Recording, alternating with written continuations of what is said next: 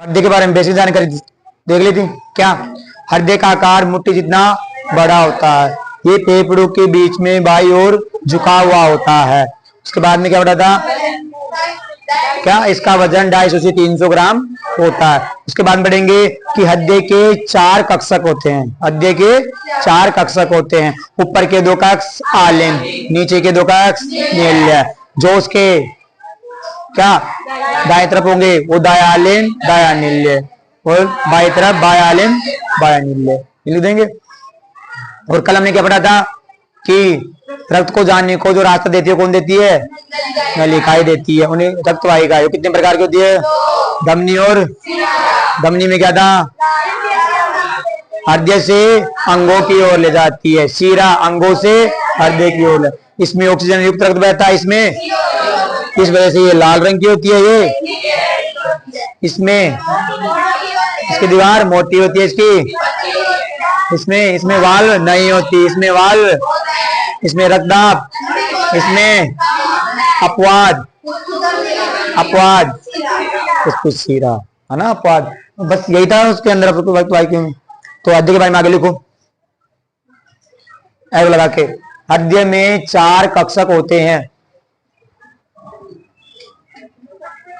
जिन्हें इंग्लिश में बोलते हैं चेम्बर।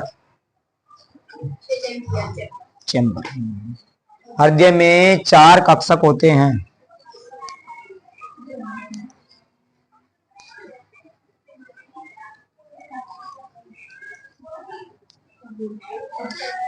हाँ, ऊपर के 2 कक्षक आलिंद, नीचे के 2 कक्षक नील्य।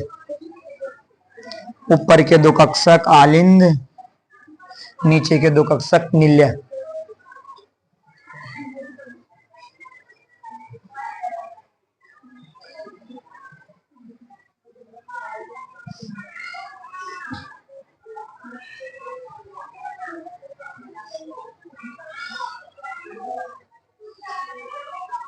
देख लिए, ऊपर के 2 कक्षक आलिंद, नीचे के 2 कक्षक नील्य।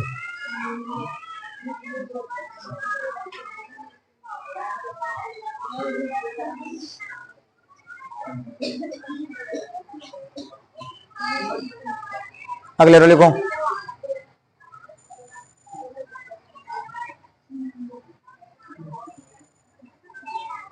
अगर बनाना चाहो तो आप इसको ऐसे बना सकते हो, 4 कक्षकों को ऐसे आयताकार रूप में, और ऐसे ऊपर के 2 आलिंद, नीचे के नील्य। हाँ, ये लिख लो।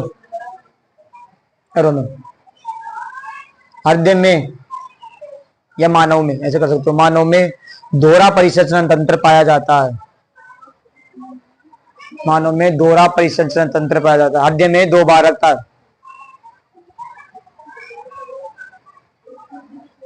हृदय में दोहरा परिसंचरण तंत्र पाया जाता है मानव में। मानव में दोहरा परिसंचरण तंत्र पाया जाता है। अब देखो, ये आपको हृदय दिख रहा है ना, ये 2 ऊपर तो आलिंद नीले हैं। आपको इन दोनों के बीच में दीवार दिख रही होगी।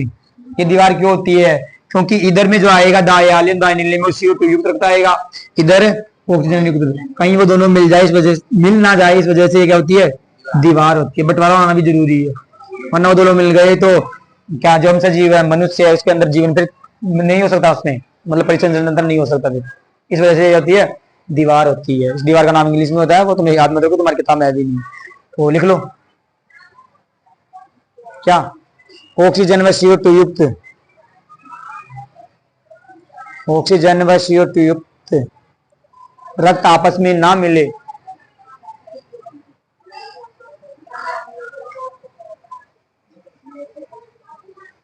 इसलिए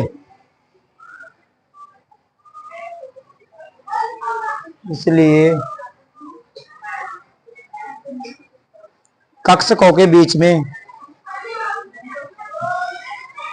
इसलिए कक्षकों के बीच में दीवार होती है।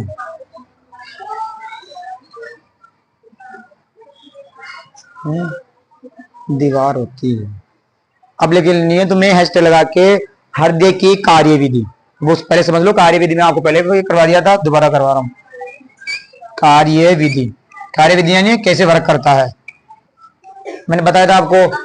बताओ ये क्या है, बोलो ये क्या है, मादमनी। ये निकल के जा रही है जो क्या है, फुसफुस दमनी। फुसफुस सिरा कौन बोल रहा है, ये फुसफुस दमनी। ये दोनों क्या है, फुसफुस सिरा। अरे रुको रुको रुको, उसके बाद में ये क्या है, आलिन और ये नील्य। दाया आलिन, ये दाया नील्य, बाया आलिंद।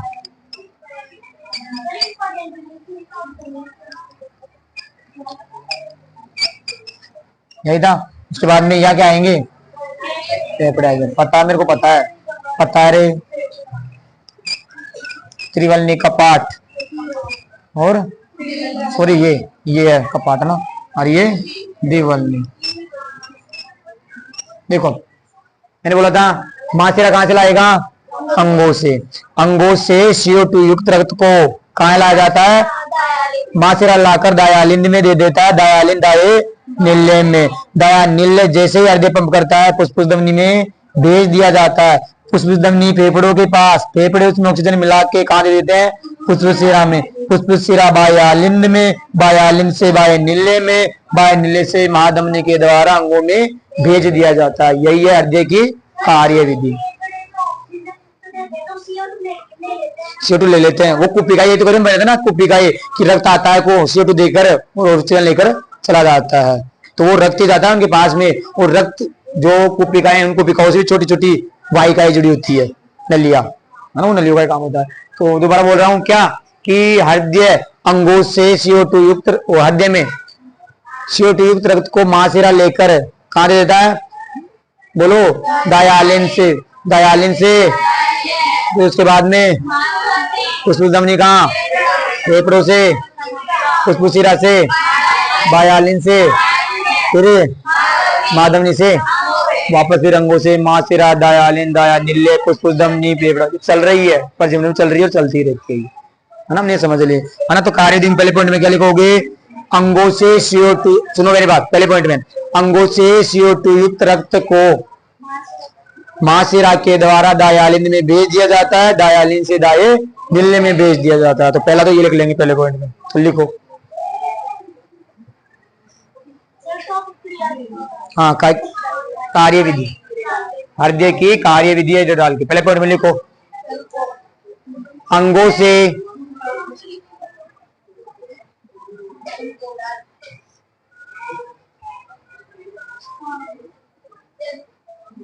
लिख लिए, अंगों से CO2 युक्त रक्त को, CO2 युक्त रक्त को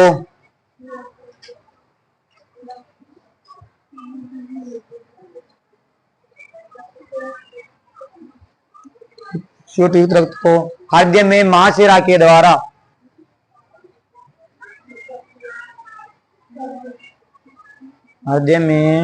मासेरा के द्वारा दाये आलिंद में भेज दिया जाता है, दाये आलिंद में भेज दिया जाता है।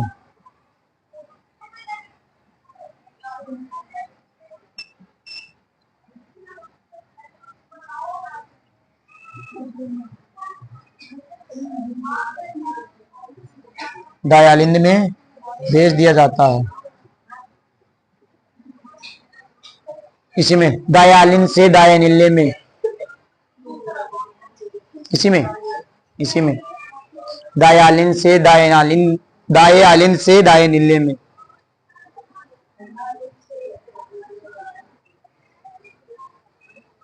दायालिन से दाये नील्य में,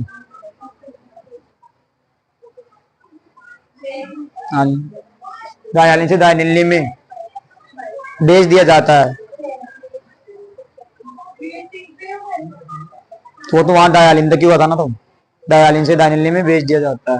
दूसरा पॉइंट में क्या लिखोगे कि हृदय के पंप करने पर नील्य क्या होता है, संकुचित। देखो अब ये हृदय जैसे ही पंप करेगा तो ये यहां से क्या होगा, पीछे सुनो, नीले में आ चुका ना रक्त, यहाँ आ चुका है। जैसे ये पंप करेगा तो नीले क्या होगा, संकुचित, संकुचित होगा ना, यानी पिचक जाएगा। तो पिचक की वजह से ये तो बंद हो जाएगा, फिर यहाँ से सीधा हो जाएगा स्ट्रेट, और रक्त कहाँ जाएगा, फुफ्फुस धमनी के माध्यम से।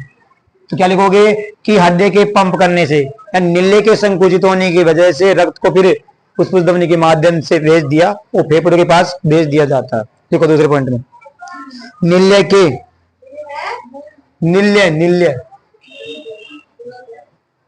नीले के संकुचित होने से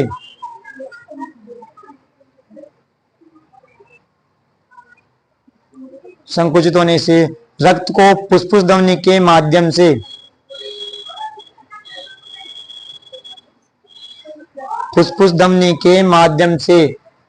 फेफड़ों में शुद्ध होने के लिए भेज दिया जाता है।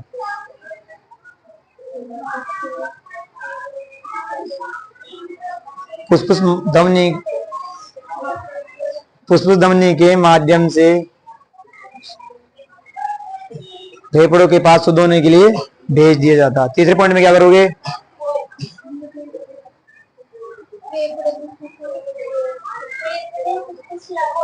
है ना, बिल्कुल है ना। तो अगले में क्या बोलोगे कि अब वो तो वहां पहुंच गया CO2 तो अशुद्ध, अब शुद्ध होने के लिए पहुंच चुका है वो, तो अब ऑक्सीजन युक्त रक्त को फुफ्फुस शिरा लेकर उसको बाह्यलिंद से बाह्यनिल्ले में भेज दिया जाता है। क्या कि फेफड़ों से ऑक्सीजन युक्त रक्त को लेकर फुफ्फुस शिरा के द्वारा बाह्यलिंद से बाह्यनिल्ले में भेज दिया जाता है। लिखो देखो, फेफड़ों से ऑक्सीजन युक्त रक्त को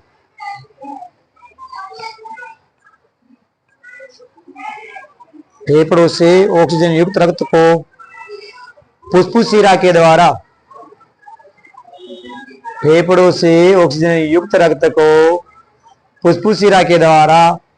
बाह्यलिंद से बाह्यनिल्ले में भेज दिया जाता है।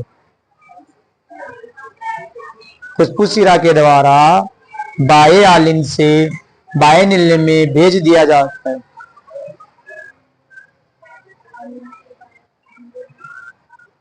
जाता है। चौथे पॉइंट में क्या करोगे फिर भाई कि पुनः निल्ले के, बाह्यनिल्ले के या निल्ले के संकुचित होने से क्या महाधमनी के,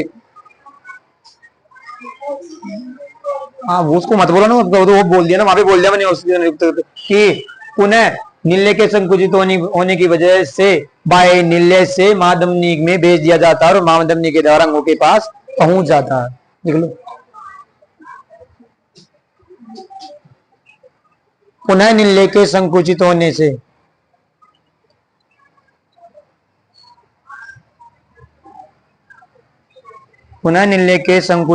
से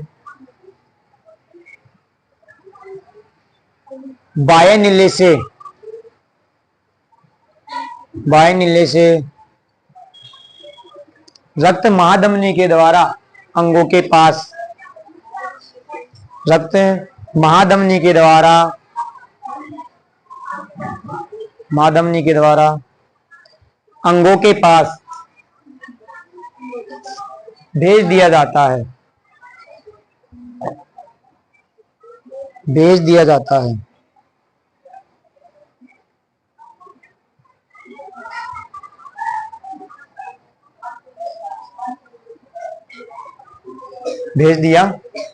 है। तो अब इसका मार्ग भी लिख सकते हो, आप लिख सकते हो ना मार्ग। अरे मार्ग लिख सकते हो कि नहीं लिख सकते? कौन लिख सकता है? लिख सकते हो। हाँ वो मार्ग ये पूरा कि कहां से कहां तक हो रहा है हृदय में, है ना, लिख सकते हो। लेकिन पहले तो मैं ही लिख रहा हूँ, बाकी तुम अपनी कॉपी में लिखना। बोलो सबसे पहले कहाँ आएंगे? चलो मैं इसको ऐसे नहीं ऐसे बनाता हूँ गोल रूप में, ताकि तुम्हें अच्छे से समझ में आ जाएगा, है ना। सुनो मेरी बात, वो तो वहीं रहेगा। ये अंग है, अंग यहाँ पे, अंग किसको देगा? महाशिरा को। महाशिरा किसके पास भेज देगा? दाया आलिंद। और दाया आलिंद किसको देगा? बिल्कुल दाया निल्ले को। और दाया निल्ले किसको देगा? बिल्कुल किसको? फुफ्फुस धमनी। और फुफ्फुस धमनी फेफड़ों को। और फेफड़े फुफ्फुसीरा। अरे सीरा खाने का नहीं है ना, फुफ्फुसीरा। ये किसको? बाया आलिंद। और बाया आलिंद से बाया नील्य। और बाया नील्य से कुछ भी नहीं बना, लेकिन वही थोड़े ज्यादा हो गए ना उसके अंदर, इस वजह से वही अंग को यहाँ बना देंगे, माँ धमनी। और माँ धमनी किसको? अंग को। तुम्हें तो बोला क्या, तुम्हें तो याद होना चाहिए ना, यहाँ को मैं वो थोड़ी बनाने वाला। बिल्कुल तो ये है इसका हृदय का मार्ग, है ना। ऐसे लिखो तो ऐसे लिख लो, नहीं सीधे लिखो तो सीधे लिखो, बस ट्राई तीर से दर्शाना है कि ये यहाँ से स्टार्ट होता है, मेन तो अंग है और एंडिंग भी यहीं पे होती है। अरे तुम छोड़ लोगे, रक्त क्यों पंप करेगा वो? तुम्हारे अंगों को पास में एनर्जी पहुंचाने के लिए, ऑक्सीजन CO2 पहुंचाने के लिए, है ना, एनर्जी को सभी जगह ट्रांसफर करने के लिए, तो ये हो जाएगा।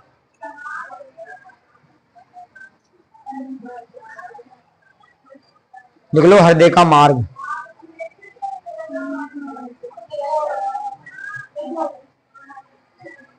सीधा बना दो, सीधा बना लो, मार्ग याद होना चाहिए, बस सीधा बनाना चाहो तो सीधा बना लो।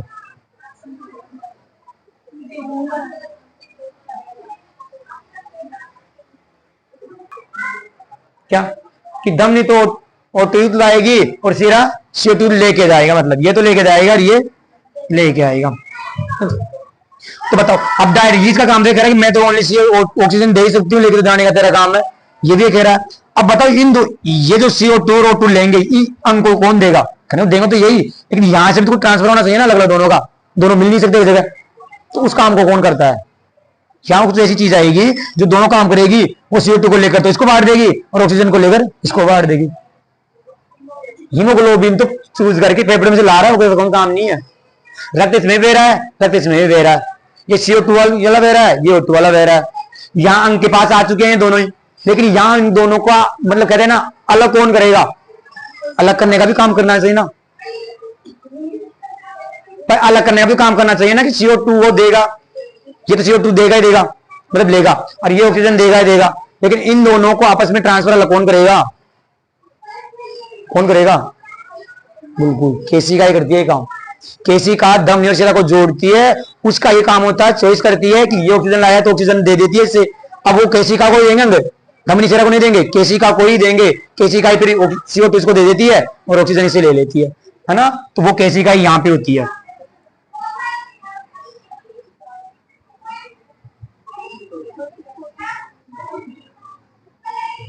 बिल्कुल ऐसे केशिका होती है, ये तो धमनी और शिरा को जोड़ती है ना, ये होती है केशिका। तो केशिका का क्या काम होता है? केशिका धमनी और शिरा को जोड़ती है, धमनी और शिरा को जोड़ती है, और यही चॉइस करती है कि शिरा को तो CO2 देनी है और धमनी से O2 लेनी है। अंगों का इनका मतलब नहीं धमनी शिरा जाके अंगों से कहेगी कि नहीं मैं ऑक्सीजन देने आई हूँ, ये तो शिरा को कर देती है, तो शिरा बांट देती है दोनों को, CO2 और ऑक्सीजन को अलग अलग बांट देती है, ऐसा होता है। तो ये होता है, देखो यानी कि अब इधर से हृदय में से जाएगा पुष्प धमनी के माध्यम से फेफड़ों में जाएगा, फेफड़ों में भी क्या होती है? केशिकाएं होती है, वो केशिकाएं जुड़ी होती है कूपिकाओं से, यानी नली मानव कूपिकाओं से जाएगी। अब उन ये CO2 को जाके दे देगी, ऑक्सीजन मिलने के बाद में पुष्पशिरा ले लेगा ऑक्सीजन वाले को लेके और वापस हृदय में दे देगा। अब हृदय से वापस निकल के जा रही है धमनी और शिराई, और ये जाके अंग के पास में जाके जुड़ती है केशिका के पास, अंग के पास में जाके भाई, इस अंगों के केशिका जाके वो क्या कर देती है? दोनों को ट्रांसफर सभी जगह जहां पे मतलब होती है ना, सभी जगह होती है, तो ये काम करती है। तो केशिका के बारे में लिख लो, ये आपकी किताबें बना रखा है, इसको बना के लेना है ना, ये वाला बना लेना, घर पे बना लेना, ऐसे लिख लो इसका।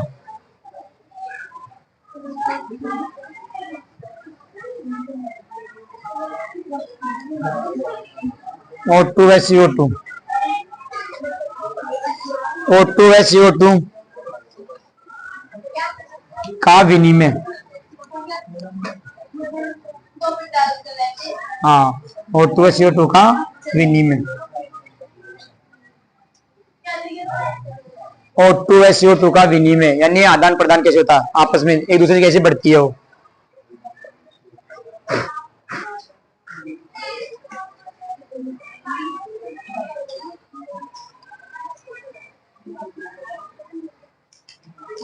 हाँ लिखो इसमें एरो में, O2 व CO2 के विनिमय के लिए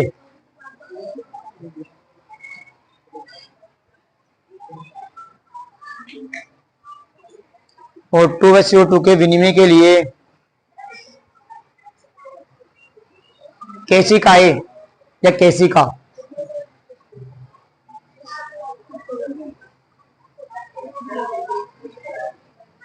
केशिकाओं का या केशिका का मुख्य कार्य होता है। O2 व CO2 के विनिमय के लिए केशिकाओं का मुख्य कार्य होता है।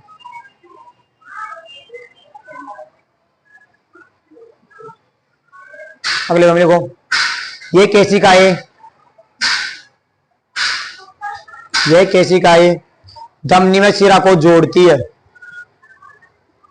यह केशिकाएं धमनी व शिरा को जोड़ती है। यह केशिकाएं धमनी व शिरा को जोड़ती है। अगले हमले को,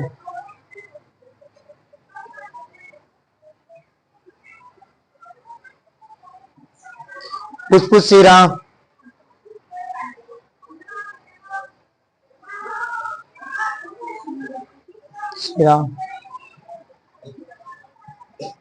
फुफ्फुस शिरा, अब उसका नाम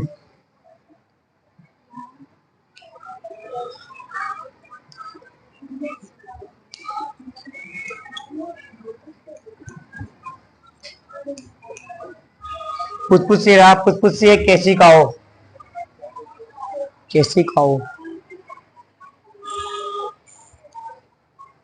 फुफ्फुस शिरा फुफ्फुस केशिकाओं को CO2 युक्त यानी कि ये फुफ्फुस केशिकाएं होंगी फेफड़ों में, नाम से आ रहा है फुफ्फुस केशिकाएं कहाँ होंगी, फेफड़ों में होगी। फुफ्फुस शिरा फुफ्फुस केशिकाओं को CO2 युक्त रक्त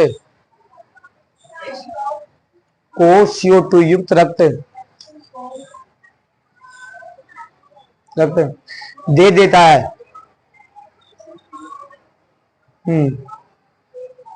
फुफ्फुस शिरा फुफ्फुस केशिकाओं को CO2 युक्त रक्त दे देता है तथा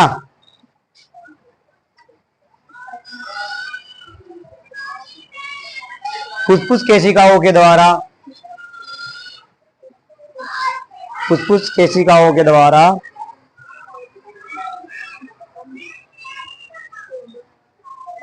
O2 युक्त रक्त को फुफ्फुसीय, अरे मैंने रोंग तो नहीं कर दिया, उसको दम नहीं आता ना।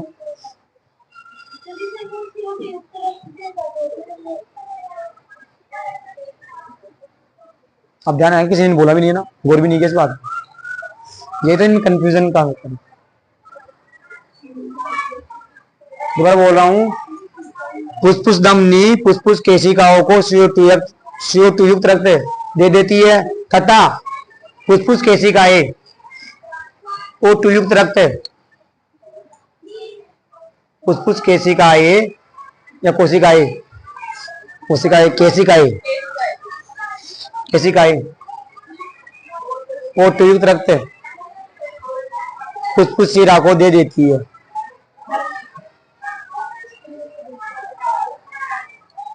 फुफ्फुस शिरा को दे देती है, वही इसलिए तो कंफ्यूजन था वो ना। दोबारा बोल रहा हूं कि फुफ्फुस धमनी CO2 युक्त रक्त फुफ्फुस कोशिकाओं को दे देती है तथा फुफ्फुस कोशिकाएं O2 युक्त रक्त फुफ्फुस धमनी को दे देती है। क्या बोला मैंने, हाँ फुफ्फुस शिरा को दे देती है।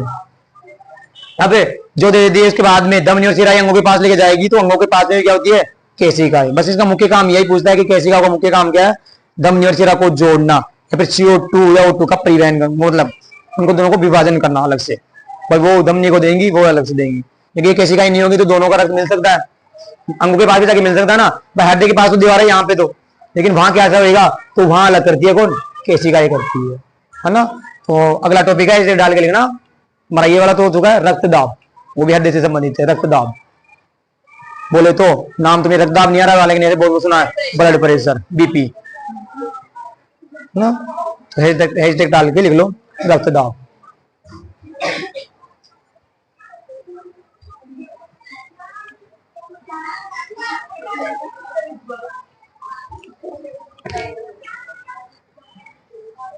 पता नहीं यार तुम्हारे पांच वो बड़े हो रहे हैं।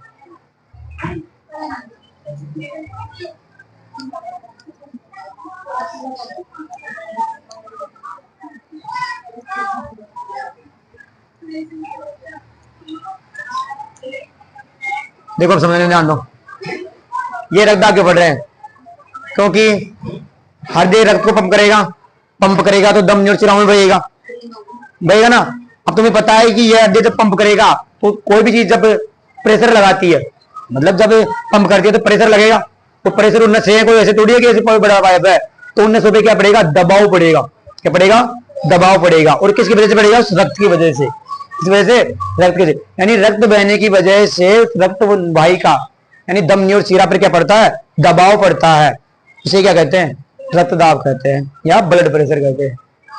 यानी रक्त प्रवाह के कारण रक्त वाहिकाओं पर पड़ने वाले दबाव को रक्तदाब कहते हैं। सुनो, अरे हृदय के पास यहाँ हृदय पंप करेगा तो यहां से तो प्रेशर से जाएगा ना, तो प्रेशर से जाएगा तो नलियों में भी दबाव पड़ेगा कुछ ना कुछ। आप ही सोचो, आपकी एक छोटी नली है, छोटी नली है एक, और आपका जो मोटर है वो ज्यादा पाई है, एचपी की है, तो ज्यादा प्रेशर डालेगी तो वो आपकी प्लास्टिक की नलकी भी क्या हो सकती है, फट सकती है।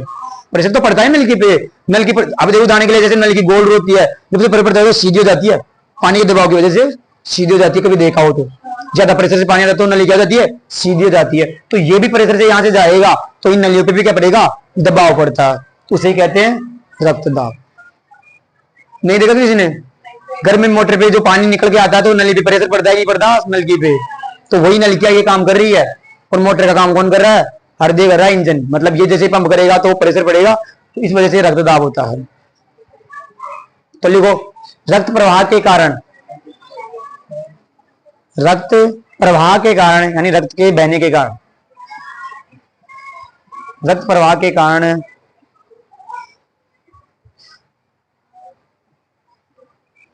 रक्त की नलियों पर, रक्त प्रवाह के कारण रक्त की नलियों पर पड़ने वाले दबाव को या दाब को,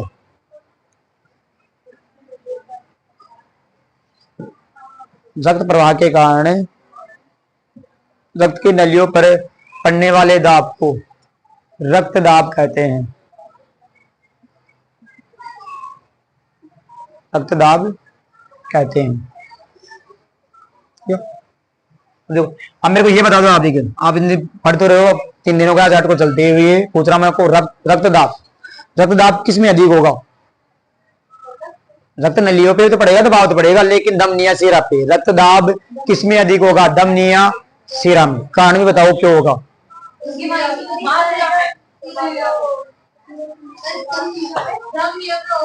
मैंने पूछा रक्तदाब धमनी में अधिक होगा या शिरा में अधिक होगा, शिरा में। अच्छा, और सबका आंसर शिरा है, आपका धमनी में, बाकी होगा धमनी में। कितने धमनी के साथ कितने सपोर्टर में है, बोलो। 1 2 3 4 5 6 7 8 हो गए। और शिरा के साथ, शिरा के साथ है तुमने, ठीक है, बैठो। अब तोड़े उतना सा दिमाग तो लगाओ तुम।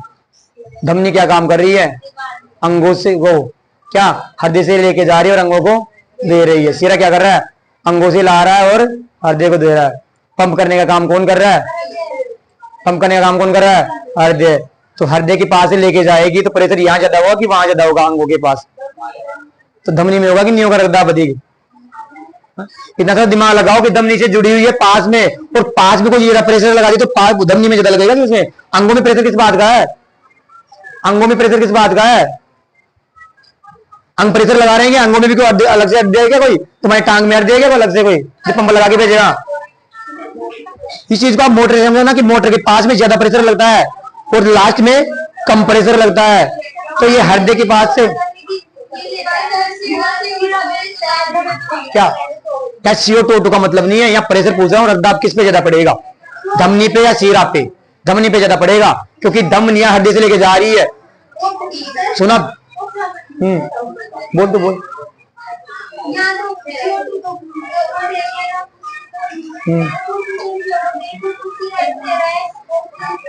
पुष्पुष दम नहीं, पुष्पुष दम शीरा तो बोला ही नहीं मैंने, दम नहीं और शीरा ही पूछा है।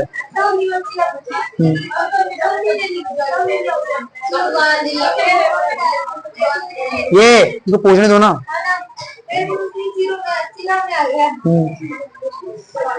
बोल बोल तो बोल, आगे बोल रे।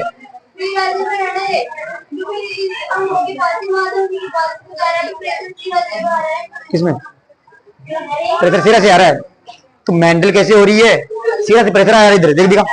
शीरा तो ओनली वो कहते हैं ना कि एकदम वो आ जाती है, ढलान आ जाती है, वैसा काम कर रहा है, कुछ नहीं कर रहा शीरा तो। ओनली यहाँ पे गिरेगा के प्रेशर कहां से पड़ेगा? यहाँ से। प्रेशर फिर भी कहीं किसमें गया? धमनी में गया ना, मां धमनी में। ऐसे भी समझ ले, तो ऐसे कह रही है तो ऐसे भी समझ ले, प्रेशर कहां गया?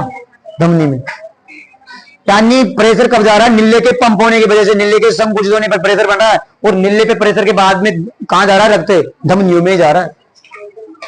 इतना तो दिमाग लगाओ। शीरा तो ओनली एक ढलान वाला रास्ता दे रहा है, बस रास्ता, बस जाओ गिरो। ये देखो रास्ता भी कैसा है, गिरने का काम।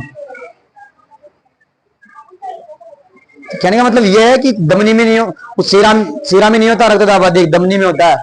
क्योंकि धमनी क्या करती है? अंगों से हृदय से लेकर अंगों को देती है, और हृदय के पास ज्यादा प्रेशर लगता है तो प्रेशर। और उनका एक कारण भी है कि दीवार क्या होती है? मोटी होती है। उनके आंतरिक दीवार मोटी होती है। मोटी का मतलब है बिछी हुई ऐसे, और पतली होती तो जगह ज्यादा होती है, और मोटी होती तो बिछी हुई होती है, इस वजह से प्रेशर ज्यादा होता है उनका, है ना? तो लिख लो इसके अंदर, धमनी में रक्तदाब अधिक होता है। धमनी में रक्तदाब अधिक होता है। आज 3 हो गए तुम्हें हृदय पढ़ते हुए, तुम्हें ये नहीं पता किस में रक्तदाब अधिक होगा। वही तो तुम कैसे याद रहते? धमनी में रक्तदाब अधिक होता है, बातें मत करो, आप समझ लो इधर। धमनी में रक्तदाब अधिक होता है। ठीक है, देखो ये हृदय कैसे पंप कर रहा है? ऐसे पंप करता ना पंप। और ये पंप करने का या आराम रहेगा तभी तो भी प्रेशर लगेगा। पंप करेगा तो प्रेशर लगेगा, आराम करेगा तो भी प्रेशर उधर से नीचे से आएगा, है ना? हर कोई चीज है ऐसे, मान लो इसके इधर भी जुड़ी है, इधर भी जुड़ी है, प्रेशर करेगा तो लगेगा, छूटेगा तो वापस आएगा। यानी वैक्यूम का काम कर रहा है ना वो, तो प्रेशर लगाएगा तो भी नीचे जाएगा, छूटेगा तो भी प्रेशर लगेगा, यानी दोनों तरफ से प्रेशर लग रहा है। तो 2 घटना होती है इसके अंदर। एक तो होती है परकुंचन। अभी अध्वास में पूछा था ये परकुंचन या अनुशीतल दाब क्या होता है। एक तो होता है परकुंचन दाब, ये रक्तदाब के प्रकार है, यानी 2 तरह से दाब लगता है, एक तो परकुंचन दाब और एक अनुशीतलन दाब। और ये हृदय के द्वारा लगते हैं, किसी और के द्वारा मत समझना कि हृदय के द्वारा 2 प्रकार के दाब लगते हैं, एक तो परकुंचन और एक दाब। ये परकुंचन दाब कब लगेगा? ये परकुंचन दाब कब लगेगा? नाम से आ रहा है परकुंचन, यानी संकुचित होने पर। और संकुचित कौन होंगे यहाँ? निल्ले। यानी हृदय के अंदर जब निल्ले संकुचित होते हैं तो रक्त वाहिका ऊपर पड़ने वाला दाब कौन सा होता है? कि जब हृदय में निल्ले संकुचित होते हैं तो रक्त वाहिका ऊपर पड़ने वाला दाब परकुंचन दाब। और जब निल्ले आराम की अवस्था में होते हैं, जब निल्ले आराम की अवस्था में, पहले तो संकुचित हो गए, अब हृदय आराम की अवस्था में होगा, नाम भी आया है अनुशीतलन। शीतलन का होता है विराम करना, यानी आराम, रिलैक्स करके, तो अनुशीतलन। तो इसका क्या होगा कि जब निल्ले आराम की अवस्था में होते हैं तो रक्त वाहिका पर पड़ने वाला दाब कौन सा होता है? दोबारा बोल रहा हूं कि रक्त दाब 2 प्रकार का होता है पड़ने वाला वाहिका ऊपर, एक तो परकुंचन दाब और एक अनुशीतलन दाब। परकुंचन दाब में यह होता है कि जब निल्ले संकुचित होते हैं तो रक्त वाहिका पर पड़ने वाला दाब परकुंचन दाब, और जब निल्ले आराम की अवस्था में होता है तो रक्त वाहिका पर पड़ने वाला दाब परकुंचन दाब। इसको इंग्लिश में कहते हैं सिस्टोलिक, और ये होता है डायस्टोलिक, है ना? देखो अब इसी आधार पर बीपी निकाली जाती है। बीपी कैसे निकाली जाती है? ये मैंने लिख दिया, ब्लड प्रेशर यानी रक्तदाब निकाला जाता है। वो क्या करते हैं कि परकुंचन दाब, परकुंचन दाब में अनुशीतलन दाब का भाग देकर। और ये निकाला जा चुका है, ऐसे मत समझना, निकाला जा चुका है ये कि परकुंचन दाब ऊपर होता है और अनुशीतलन दाब नीचे होता है। तो वो निकला है जो परकुंचन दाब। अब तुम्हें पता है परकुंचन दाब यानी निल्ले संकुचित हो रहा है तो दाब ज्यादा लग रहा है, प्रेशर ज्यादा लग रहा है, और प्रेशर लगता है 120। कितना लगता है? अब अनुशीतलन यानी निल्ले आराम में, आराम की अवस्था में हो गए ना, और निल्ले आराम की अवस्था में हो गए तो अब अंगों से आ रहा है वो तो कम प्रेशर में आएगा, वो कितने में आएगा? 80 में। कितने में आएगा? 80 में। ऐसे निकला है कि दाब दो प्रकार का होता है, तो परकुंचन दाब ज्यादा होता है तो 120 होता है, अनुशीतलन दाब कम होता है 80 होता है। ये हो गया। और इसको मापते हैं एमएम में, इसमें एमएम में वो लिखते हैं एचजी। एचजी इसलिए लिखते हैं क्योंकि जो मापने का यंत्र आता है ना उसमें पारा भरा होता है, उसमें पारा भरा होता है, इसलिए एचजी होता है। वो होता ही नहीं है। पर होएगा कितना? या तो बढ़ेगा ये कि आपका जो अध्यय है वो प्रकुंचन ज्यादा हो रहा है, उसमें दाब ज्यादा हो रहा है, नीले ज्यादा ज्यादा संकुचित हो रहा है, उस वजह से 140 हो सकता है, ये थोड़ा 90 हो सकता है, इससे ज्यादा नहीं होगा। 120 हो ही नहीं सकता। बीपीआई है, वही तो बताऊंगा, भी बीपीआई का बताऊंगा। ये इतना ध्यान रखो भी तो कि बीपी कैसे निकाले जाते हैं, ऐसे निकाली जाती है कि इसका अध्यय कितनी देर धड़क रहा है यानी पंप कर रहा है और कितनी देर रिलैक्स कर रहा है, कितने की स्पीड से रिलैक्स कर रहा है, ये होगा। तो दोबारा बोल रहा हूं कि रक्तदाब की परिभाषा हमने देख ली। क्या क्या देखिए रक्तदाब की परिभाषा कि रक्त प्रवाह के कारण या रक्त के बहने के कारण रक्त की नलियों पर पड़ने वाला दाब रक्तदाब कहलाता है। ये दो प्रकार से पड़ता है। क्या? एक तो परकुंचन दाब और एक अनुशीतलन दाब। कि जब निल्ले संकुचित होते हैं, जब अध्यय के निल्ले संकुचित होते हैं तो पड़ने वाला दाब परकुंचन दाब, जब निल्ले आराम की अवस्था में हो जाते हैं तो पड़ने वाला दाब अनुशीतलन दाब। तो बीपी निकालते हैं परकुंचन दाब में अनुशीतलन दाब का भाग देकर, तो वो निकल के आया 120/80। सामान्य मनुष्य को होता है, सामान्य व्यक्ति का जिसको कोई बीमारी नहीं है। जिसको बीमारी है टेंशन वगैरह की तो उसका ये नॉर्मल नहीं होएगा, ये बढ़ता जाता है फिर, क्योंकि हृदय के धड़कन की स्पीड भी तेज हो जाती है और तेज होगी तो ये भी चेंज होंगे ना भाई। नॉर्मल सामान्य व्यक्ति की जो बीपी होती है 120 से 80 होती है, उसमें होती है। तो ये होता है। तो अब लिख लो इसको, वो तो फिर आगे बताएंगे बीपीआई कैसे होती है। पहले लिख लो परिभाषा। रक्तदाब दो प्रकार का होता है। अधवार्षिक में पूछा था अनुशीतलन दाब क्या होता है, जस्ट पिछली पिछली साल ही। रक्तदाब दो प्रकार का होता है, परकुंचन दाब, अनुशीतलन दाब।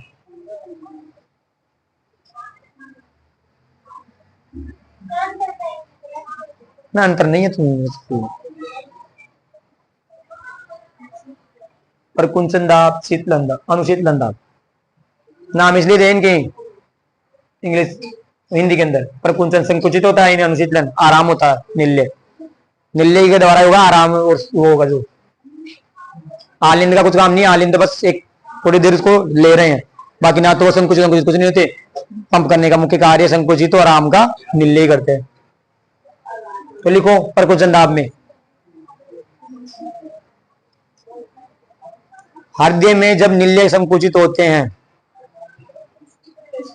हाँ परकुंचन दाब की, हृदय में निल्ले जब संकुचित होते हैं तो रक्त वाहिकाओं पर या रक्त नलियों पर पड़ने वाला दाब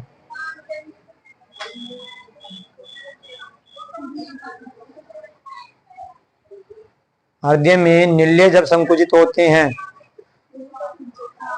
तो रक्त वाहिकाओं पर पड़ने वाला दाब परकुंचन दाब कहलाता है।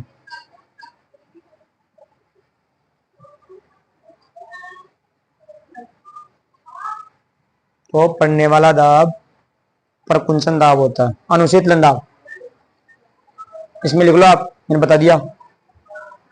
अरुण लिख लो, तो अब ये छोटी मोटी तो लिख लिया करो, मैंने 2-3 बार समझा दिया इसको। जो नहीं लिख रहा है उसको ले सुन लो। हृदय में निल्ले जब आराम की अवस्था में होते हैं, हृदय में जब निल्ले अनुशीतलन दाब में हृदय में जब निल्ले आराम की अवस्था में होते हैं तो पड़ने वाला दाब अनुशीतलन दाब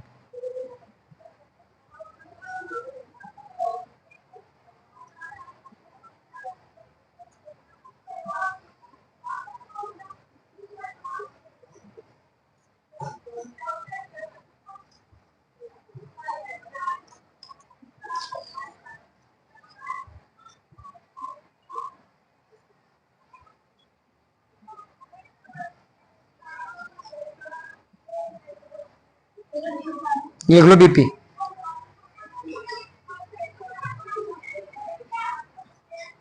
तो कभी देखना बीपी मापने वाले डॉक्टर कैसे मापते हैं। पहले उसको क्या करेंगे, वो 120 से ऊपर करेंगे, 120 करते हैं, 120 ही करते हैं, तो पढ़ लूंगा, 120 से ऊपर करते हैं उसको। फिर उसके बाद में निकालता है वो, पहले पूरी फुलाएंगे उसको अच्छे से, 120 से ऊपर करेंगे उसको, उसके बाद में छोड़ दें, फिर आता वो, फिर पता चलता है कि 120 से नीचे के ऊपर है। 120 तो नॉर्मल है उसकी, नॉर्मल पे नहीं करता, ज्यादा करता है उससे ज्यादा। फिर निकालेगा ना उसको, फिर पता चलता है कि फिर मतलब उसको पहले 20 यहाँ पे यहाँ पे दबाएगा ना उसको, पहले वैसे 20 देता हो, फिर उसके फिर बाद में जैसे कि उसकी नस से तो पता चलेगा ना अभी पीस की नस किस हिसाब से काम कर रही है, फिर बाद में नीचे पता चलता है कि नीचे आई तो लो, ऊपर आई तो आई। है क्या तुम्हारी निकली है?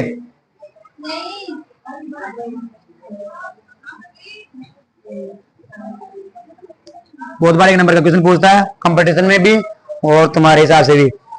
बीपी का मापन या रक्तदाब को किसके द्वारा मापा जाता है? स्पिग्नोमेनोमीटर। स्पिग्नोमेनोमीटर उसका पूरा नाम है, जो आप लोग देखते हो यंत्र, स्पिग्नोमेनोमीटर।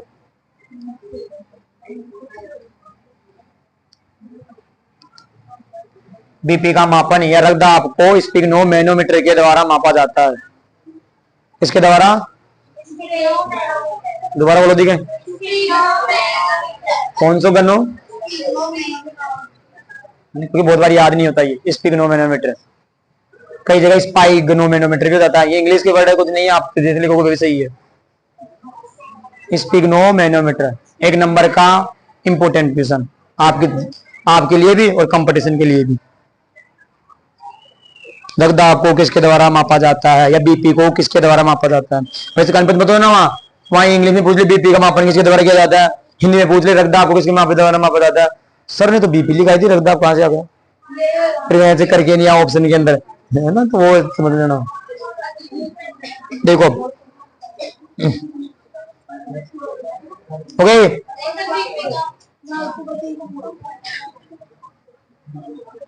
देखो अब क्या होगा कि नॉर्मल सामान्य व्यक्ति की बीपी होती है। पूछे कि सामान्य व्यक्ति में रक्तदाब का मान कितना होता है? मैंने लिखा रहा 120/80, पूरा बोलना, मेरे को पता नहीं याद है, तुम लिख लो। सामान्य व्यक्ति में रक्तदाब, ये पूछा था हमारे टाइम 19-20 में 10th बोर्ड में, सामान्य व्यक्ति का रक्तदाब।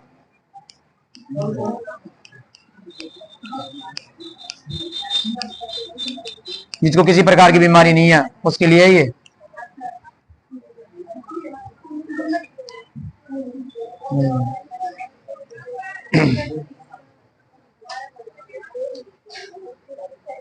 अब देखो सामान्य व्यक्ति में रक्तदाब का मान, देखो अब उदाहरण के लिए आपने अचानक से कोई चीज देख ली, डर गए, या डर की वजह से, मतलब आप में डर पैदा हो गया, कैसे मान लो हमने किसी कारणवश आप में क्या पैदा हो गया, डर पैदा हो गया, तो ये जो बीपी है, अब तुम्हें पता है डर पैदा होगा तो हृदय 72 की जगह 74 बार, यानी ज्यादा बार धड़केगा, और ज्यादा बार धड़केगा तो धमनी तो होगी, वही धमनी थोड़ी चेंज हो रही है, लेकिन प्रेशर बढ़ रहा है, क्योंकि ये बार बार में ज्यादा बार क्या करेगा, संकुचित होगा, आराम करेगा, संकुचित होगा, आराम करेगा, संकुचित होगा, आराम करेगा, तो धमनियों के पास जल्दी जल्दी क्या जाएगा, रख जाएगा, और धमनियों के पास जल्दी रख जाएगा तो धमनियां, रक्तदाब भी क्या हो जाएगा, अधिक हो जाएगा। तो रक्तदाब हो जाता है लगभग कितना, 140, मैक्सिमम इतना पहुंचा, 140 से कभी ज्यादा नहीं पहुंचेगा, 140 मैक्सिमम है ये। 140 से हालत खराब हो जाती है, उसको चक्कर आने लगते हैं, या फिर बेहोश जैसी हालत हो जाती है इसकी, 140 पे ना, 140 पहुंचेगा, और ये पहुंच जाता है लगभग 90 पे। ये क्या है, क्या है, इसे बोलते हैं हाइपरटेंशन। देखो नाम से आ रहा है हाइपर टेंशन, यानी किसी टेंशन की वजह से ये क्या हुई है, हाइपर यानी बढ़ना, इसलिए बोलते हैं इसे अति तनाव, यानी जो सामने वाला व्यक्ति हो किसमें है, ज्यादा तनाव में है, ज्यादा टेंशन में है ना।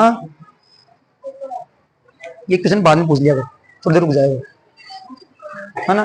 देखो क्या 140 पहुंच गई, इसका मतलब उसकी बीपी क्या हो चुकी है, हाई, बीपी क्या हो चुकी है, हाई, यानी हाइपरटेंशन, और किसकी वजह से हुई है, किसी तनाव या किसी टेंशन की वजह से हुई है, इसलिए इसका नाम पड़ गया हाइपरटेंशन। हाइपर यानी बढ़ना, टेंशन का बढ़ना।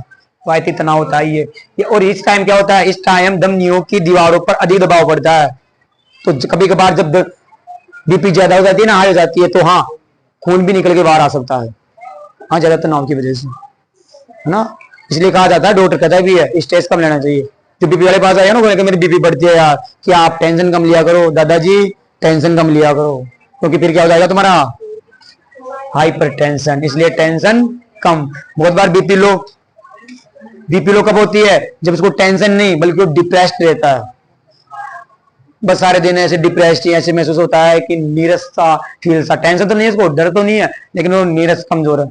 उस टाइम क्या होता है, उस टाइम ये हृदय कम धड़कता है, क्योंकि कुछ सोच ही नहीं रहा, डिप्रेशन रह रहा है सारे दिन। डिप्रेशन जानते हो ना, हाँ डिप्रेशन में उदास रहना, कुछ नहीं बस सारे दिन। उस टाइम फिर ये कम धड़कता है, तो फिर बीपी लो हो जाती है, हो जाती है लगभग 110 से कितनी पहुंचेगी, 80 70 नहीं रहेगी, हाँ इतनी मान लो कि इतनी पहुंच जाएगी। 60 में मारेगी क्या उसको, हाँ इतनी लो नहीं होती, इतना तुम सोचो। फिर इसको बोल देता है कि डॉक्टर है, इसकी बीपी क्या हो रही है, लो हो रही है। बीपी लो हो रही है तो क्या खिलाएंगे, खिलाते हो ना कुछ, मीठा खिलाते हो, क्या खिलाते हो, ऐसा करते हैं कि इसकी बीपी लो होगी तो कुछ ऐसा खिलाओगे इसकी मीठा ना। मीठा क्यों खिलाते हैं मेरे को समझ नहीं आता। मैं अपने तरीके से कह सकता हूँ, मीठा इसलिए खिलाते हैं क्योंकि मीठे के अंदर ग्लूकोज ज्यादा पाई जाती है। ग्लूकोज ज्यादा जाएगी तो कोशिकाओं के पास एनर्जी बनेगी, और एनर्जी बनेगी तो ऑक्सीजन जल्दी लेगा तो हट भी जल्दी काम करेगा। डायबिटीज वो अगले चैप्टर में आएगा, बाद में पूछ लेना,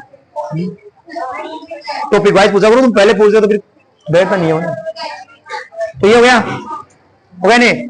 तो बीपीआई कब होती है, अति तनाव में होता है व्यक्ति अति तनाव में होता है, या फिर किसी ऐसी विक्षोभ या ऐसी वस्तु की वजह से वो डर चुका है, तो डर की वजह से हार्ट क्या ज्यादा पंपिंग करता है। तो ऐसा जैसे उदाहरण के लिए मोनिका की दी मोनिका कुछ ऐसा अजीब सा भी लगा, मोनिका को तो पता नहीं, वो बीपी हाई होती है। लेकिन मोनिका की 140 नहीं हुई थी, क्योंकि 140 में आदमी बेहोश होने लग जाता है।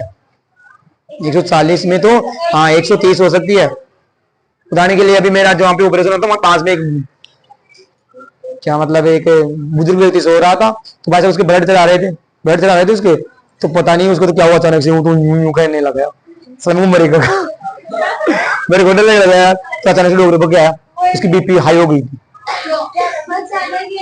कौन सा, अरे खूब मोटा आदमी था यार, मोटा आदमी था, फिर भी उसकी बीपी ब्लड चढ़ा रहे, बोलो उसमें ब्लड की कमी कहाँ रही है। तो उसके ये हुआ था भाई, उसकी टांग का ऑपरेशन हुआ था, टांग के ऑपरेशन का हुआ था, इसलिए सोचा भाई इसमें ब्लड कम है तो ब्लड चढ़ाया था ना। उस टाइम पे डॉक्टर आया, इंटरनेट पे इंजेक्शन लगाया उसको, तब सही हुआ नहीं, वो तो यूं ऐसे पाकड़े फैला दिया था ऐसा होता है। हाँ मैं तो मुझे यार काहे यार अपने नुकसान अपने सिर आएगा क्या, ये दूसरे को डर लगता है यार। उस टाइम मेरी बच्चा है था, वो ज्यादा बड़ा थोड़ी था, तो डर लगता है देख के अचानक से। अब मेरी भी टेंशन हो जाती है कहीं के टाइम, कुछ दिन मैंने मोनिका को दिया था, मोनिका की टेंशन हो गई थी मेरे, पता नहीं कितनी भयंकर लग गई, तो मेरी भी आई थी लेकिन कम हुई थी मेरी। अब ये है ना, ये तो इसका क्वेश्चन था कि जब बीपी हाई होती है तो चक्कर वगैरह क्यों आते हैं। क्योंकि देखो नलिया पहली है, नशे के अंदर दबाव पड़ेगा, तो ये काम ब्रेन करता है कि उस टाइम ब्रेन के पास में प्रचुर मात्रा में खून नहीं पहुंच रहा होता है, बल्कि वो दबाव की वजह से नसों में ही रुक जाता है, ब्लड प्रेशर की वजह से नसों में ही रुक जाता है। वो दबाव ज्यादा पड़ रहा है तो नसें एकदम खिंचेगी तो वो ज्यादा नहीं, तो फिर ब्रेन के पास नहीं पहुंचता, तो ब्रेन फिर कोई बस यूं ऐसे नाटक करने लग जाता है, सो रहा मत मैं तेरे को सुनाऊंगा, बस फिर ब्रेन सुनाने लग जाता अपने को। उस टाइम फिर चक्कर ये आना, उल्टी आना, ये चीजें ब्रेन ही करवाता अपने से। यानी अपने शरीर में कोई वायरस भी घुस जाएगा, बैक्टीरिया भी घुस जाएगा ना अपनी बीमार, ब्रेन ही करवाता है कि तब तक वो बीमार नहीं होंगे, तब तक वो बैक्टीरिया बाहर नहीं निकलेगा, बैक्टीरिया कोई वही नहीं रहेगा, कि ब्रेन ही करवाता है चीजें कि बेहोश आना, चक्कर आना नहीं होगा, तो फिर ये ज्यादा बाईस अपन तो घूमेगा है नहीं। मेरे तो बीपी लो हाई है, देखो ये मेरे बीपी लो हाई ऐसे कर देगा, घूमेगा ना, ब्रेन पहले कि इसको बेहोश कर दो, पढ़ा रहे यहीं पे। लेकिन जगह कभी कभार कहा जाता है कि बीपी और भी ज्यादा हाई हो जाती है, तो फिर बेहोश के साथ साथ उसकी डेथ भी हो सकती है ना। अरे इतनी हाई नहीं थी उसकी, 140 मैक्सिमम है ये, 140 से ज्यादा किसी की हुई भी नहीं हो क्या आज तक? हाँ, मेंटल है क्या? जब मैं कह रहा हूं तो डॉक्टर जाके पूछ लेना तुम कि हाँ 140 होती है कि मैं 140 से ज्यादा हुई है कि कभी किसी की हुई है तो या तो वो बेहोश हुआ होगा या फिर उसके साथ ऐसी कोई घटना बीमारी हुई होगी तो डॉक्टर दवाई देगा उसको बीपी का लो होने की। बहुत बार कोशिश तो बीपी लो हाई हो जाती ना, लो करना मुश्किल हो जाता है, डॉक्टर सोचता है इसकी लो कैसे करूं मैं, खूब दवाई देता है, खूब इंजेक्शन देता है, फिर भी लो नहीं होती तो उसको एडमिट होना पड़ता है। फिर इसको एडमिट होना पड़ेगा, इसको मेडिसिन लेनी पड़ेगी तब तक इसकी लो नहीं हुई तब तक। तो पता चल गया यार, आज के बाद टेंशन है नहीं लेनी है। अब टेंशन मतलब ये नहीं है कि तुम पढ़ाई की भी टेंशन नहीं लो, ये गलत बात है। अरे तुम पढ़ाई की टेंशन ले लो, लोगे ना तो तुम्हारी 120 से ज्यादा 125 पहुंच जाएगी, से ज्यादा नहीं पहुंचेगी। और डिप्रेशन में चले गए तो कोई नहीं, 115 पहुंच जाएगी, तो क्या होगा? क्या समझ में आ गया? बीपी समझ में आ गया? बीपी क्यों बन रही है बीपी? अरे बीपी क्यों बन रही है? तनाव के कारण बन रही है। लेकिन मेन काम कहां से स्टार्ट हो रहा है? हृदय से। इसलिए आप हृदय को सुंदर, वो क्या मतलब स्वस्थ रखो। सुंदर तो नहीं, सुंदर तो क्या सबका ऐसा ही है, ऐसा ही है सबका, मांसपेशी से बना हुआ, यूं छोटा सा यूं है ना, तो सबका तो यही है। लेकिन स्वस्थ रखो है ना, अच्छा खाना खाओ। कौन सा? कौन सा? दाल रोटी, वेरी गुड, समझ गए तुम, समझ गए बिल्कुल है ना, बिल्कुल। हरी सब्जियां अच्छे से खाओ जो तुम्हारा हृदय अच्छे से काम करे, वर्क करे, ताकि तुम्हें कभी टेंशन भी आए ना, टेंशन भी होए तो तुम्हारा हृदय काम कर रहा है अच्छे से।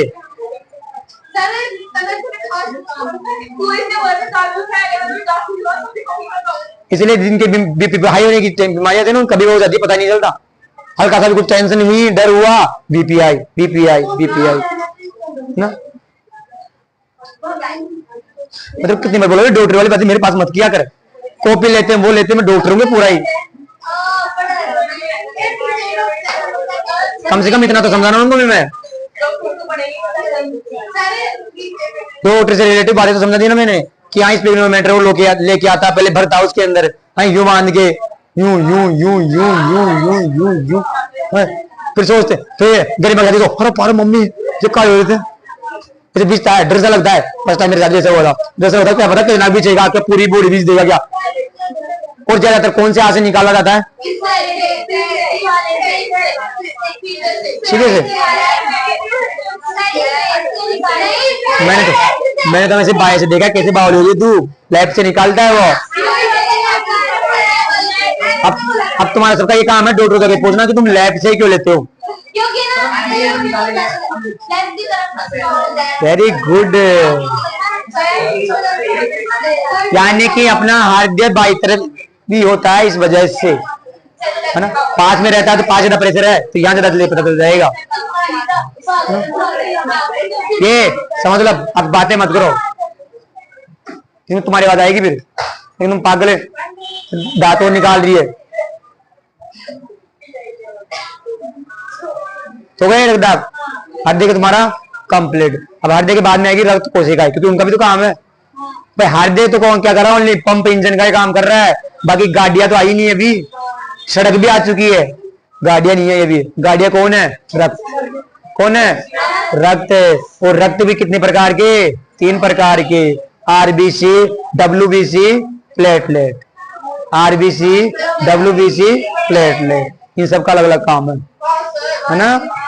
उदाहरण के लिए मान लो एक ट्रक है, एक क्या होता है, एक ट्रक है, एक पिकअप है और एक थार है। महंगी वाली चीजें देखो, एक ट्रक है, एक पिकअप है, एक टेम्पू है, एक टेम्पू है, टेम्पू है ना। तो देख, एक ट्रक है, एक पिकअप है, एक टेम्पू है, सबका अलग अलग काम है। पिकअप अपने हिसाब से सामान ले जाएगी, टेम्पो अपने हिसाब से ले जाएगा और ट्रक अपने हिसाब से लेके जाएगा। तो वो आएंगे, देगा टाइम मिला तो करेंगे छुट्टी में, अन्यथा फिर देंगे, है ना।